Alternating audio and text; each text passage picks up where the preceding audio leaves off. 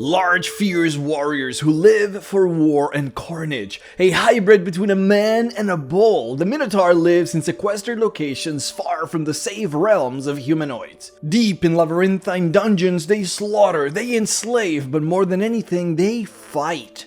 Before we go on, let's go ahead and see what the 5th edition monster manual first tells us about these monsters. So here, starting from the beginning, we're told very early on that they are born into the mortal realm by demonic rites, which is really interesting. We're also told that they're carnivores, so that leads us to believe that they're not just like a simple hybrid combination of the two, but something entirely new and different. It also says here that they are pretty good at traversing labyrinthine dungeons and anything whose road is twisted and hard to traverse. It says here that a Minotaur can visualize every route it might take to close the distance to its prey. They are wild, the scent of blood, the tearing of flesh, and the cracking of bones spurs a Minotaur's lust for carnage, overwhelming all thought and reason. Down here it says that they care little for strategy or tactics, they seldom organize, they don't respect authority or hierarchy, and they are notoriously difficult to enslave, let alone control. Now down here we are explained the connection to the Horned King, which by the way is the demon lord Baphomet, one of the rulers of the Abyss, who is the lord of Minotaurs. Baphomet himself actually takes on the form of Minotaurs. Now it says here that Minotaurs are the dark descendants of humanoids transformed by the rituals of cults that reject the oppression of authority by returning to nature. The cultists hunt, kill, and then eat wild animals, indulging their base's primal urges. Eventually, though, the animals are exchanged for humanoids. These cults are created by Baphomet, who then turns these cultists into Minotaurs as a reward, granting them power and strength. Very important though, at the end, it tells us that although they begin as creations of the Horned King, Minotaurs can breed true with one another, giving rise to an independent race of Baphomet's savage children in the world. Now here we have the stat sheet. You can see that true to their description, their senses are pretty sharp. They have dark vision, they speak Abyssal, which actually correlates with their connection to demons. It can recall any path that it has traveled, though they don't actually tell us how they're able to do that. But yeah, that's it. That's the entry in 5th edition. So now let's go ahead and talk about what the monster manual does not tell you about the Minotaur. The first thing I think would be interesting to cover would be the sexes of the Minotaur, because it is something of an unexplored topic for some reason in the 5th edition monster manual. The question being, are there actually female Minotaurs? This is something that most people probably don't think about until it randomly comes up. The average inclination, I would imagine, would probably be to assume that there is in fact female Minotaurs. The problem is, in 2nd edition it was made pretty clear that there wasn't. Quote, Minotaurs are always male. Minotaurs breed with human females to produce offspring, which are male Minotaurs, end quote. However, interestingly enough, there is a Dragon Magazine entry for the Minotaurs in Dragon Magazine number 116 that speaks at length about female Minotaurs and their place in their society.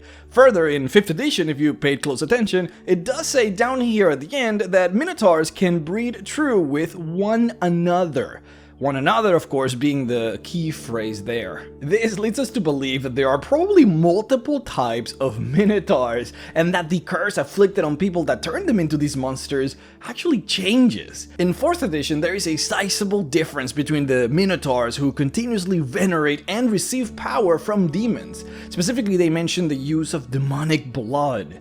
These Minotaurs are taller, more aggressive, they become more consumed in bloodlust, but then there's the Minotaurs that don't do that. The Minotaurs who shun demons and live in normal society. These are smaller in size and also not quite as evil. This is also reinforced in Guildmaster's Guide to Ravnica, where they give you a way to create Minotaurs as playable races. In there they told you, quote, these traits are also suitable for Minotaurs in other D&D worlds where these people have avoided the demonic influence of Baphomet, end quote. The nature of how malleable curses are leads one to believe that there is a possibility that different forms of Minotaurs can be created. Some forms which are exclusively male, and then other forms which can produce female variants. This, coupled with the fact that Minotaurs who take in demonic blood and pray to Baphomet can also be incredibly different in physical bodies and disposition versus those that do not, make this possibility even greater. If we take the lore for what it is, however, if we just simply read as written,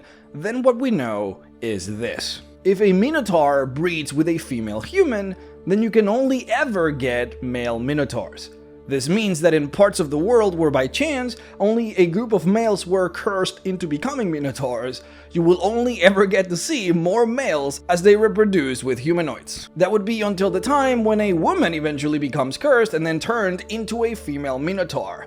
Then if a male and a female Minotaur were to breed at that point, that's when you would get either male or female Minotaur babies. I should also comment on the fact that you can indeed use a wish spell to turn a person that was cursed into a Minotaur back into its normal body. You cannot, however, turn a person that was born into a Minotaur into a normal human. The general rule of thumb in D&D is that if you are born as something, then you are that something.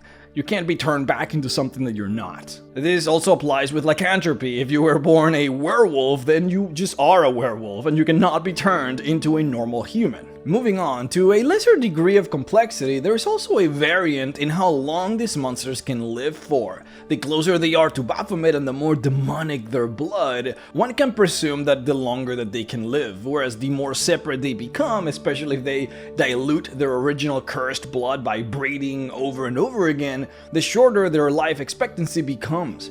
At their most powerful, a Minotaur can live for up to 200 years, whereas a Minotaur with diluted blood might presumably only do up to 80, which is still pretty good, all things considered.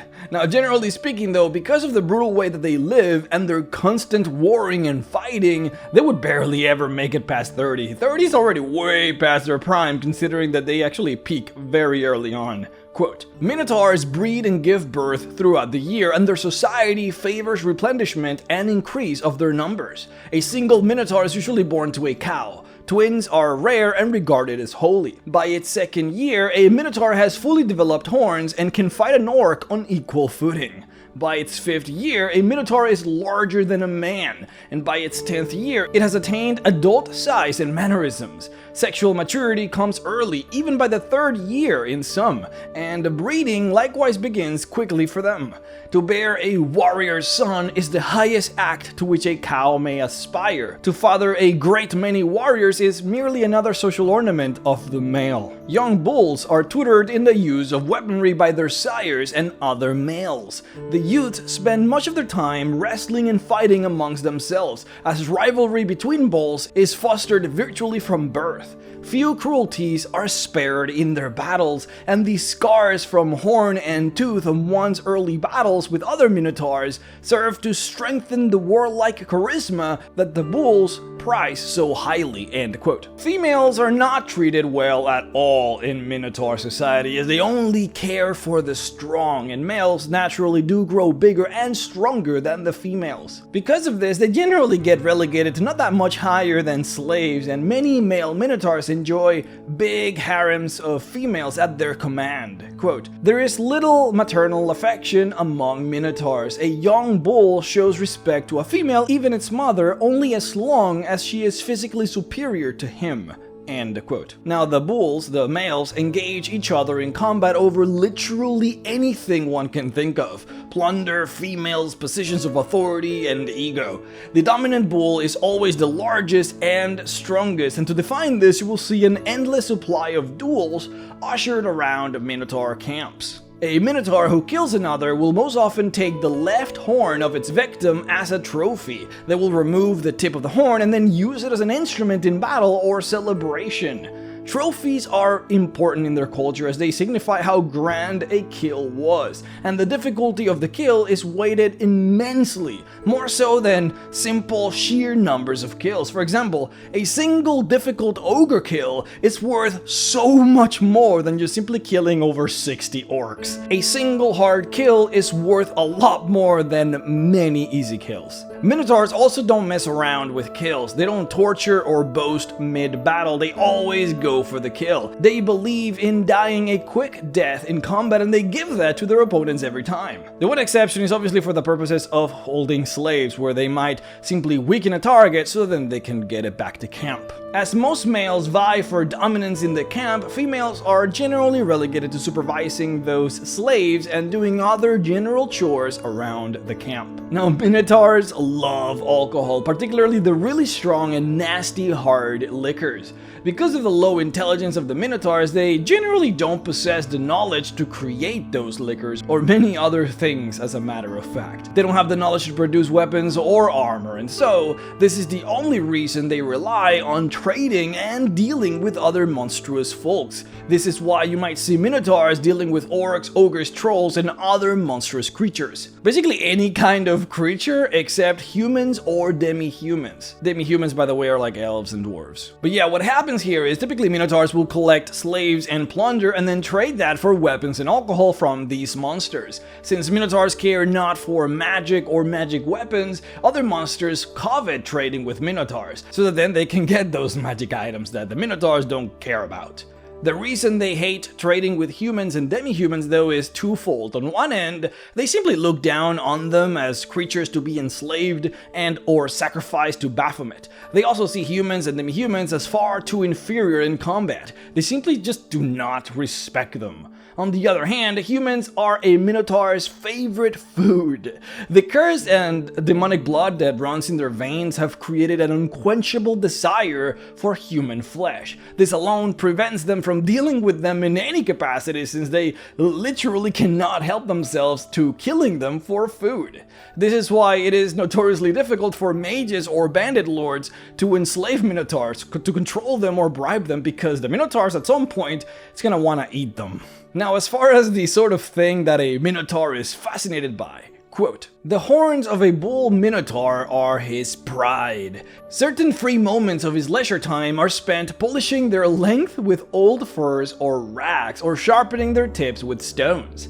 The color of the horn varies with the color of the hair, although bicolor and tricolor horns are not uncommon. Dark-haired Minotaurs generally have dark yellow or yellow-brown horns. The Minotaurs I was among seemed to favor darker horns for cultural reasons, and to this end, they oiled and stained their horns to achieve a dark tone. The horns were often decorated in one manner or another, being often studded with decorative brass or silver tacks and spikes." End quote. Lastly, let's talk a bit about their incredible senses, something that the 5th edition Monster Manual alluded to. Minotaurs are incredible trackers, and their perception is off the charts. And that's because of their amazing sense of smell. Their smell is so good, many times they can straight up see through invisibility simply because they just know that you're there. In fact, much of their ability to traverse through labyrinths is actually based on their sense. When a Minotaur passes through an area, they can always recall their way back, and that is because they can smell their scent easily. So by following their scent, they can easily retrace their steps. And that's the same thing with the labyrinth. By using sense, they can easily go through even the hardest labyrinths by knowing where other creatures have gone in it. If you were to draw a labyrinth on a piece of paper and ask the Minotaur to solve it, they actually would have to literally solve it rather than just automatically succeeding. That being obviously because they couldn't use their sense of smell. Now, that being said, they indeed are natural labyrinth solvers, even without their sense of smell, so they would still be really good at it, basically. In fact, in spite of the fact that Minotaurs are not intelligent, they actually love solving puzzles, which is very interesting. I would like to personally thank my Patreon supporters: Zach Bowell, Rocado Fan, Barry Maskant, 5E Magic Shop, Daniel Umar, Morgan Johnson, Rusty Rain, Biotechnofrag, Daniel Luna, Doug Feeder, Brad Salazar, Terry Kolp, The Great Codini, Omega Scales, Walker Motley, Baracus Law, Karathas the Bulwark, Ziron King, Ozol, Ariel Nelson, Alex Cookson, Square Chicken, Griffin Pierce, Falky951, Benjamin Bosters, Mr. Salty, Thomas Hunt, Drayden, Tesla Coil, The Role-Playing Junkies Podcast, Silent Choppa, Prince Daylight, Morning Crown, Jericho Darkstar, Sabine Kurshap, Troll Skull Dude, Solarensis, Ordoric, William Sladden, Nathan McComb, Shadow Raven Phoenix, Bushido Burrito, AG Dare Music, Soulless Rider, Tactical Tokens, and of course my new $25 patrons Tom, Blake Ash, Roleplay with Advantage, Stalia, Items to Astound on DM's Guild, and Samuel King for supporting me on Patreon at the $25 level. If you would like to support me as well, then please head on over to patreon.com/MrRex to support. Guys, thank you so much for being here, for watching the video. Thank you for those of you who liked the video and of course commented. You guys are a blessing and I love every single one of you. But yeah, nothing really that I want to say, just thank you so much for being here. I'll see you all on the next video. Bye-bye.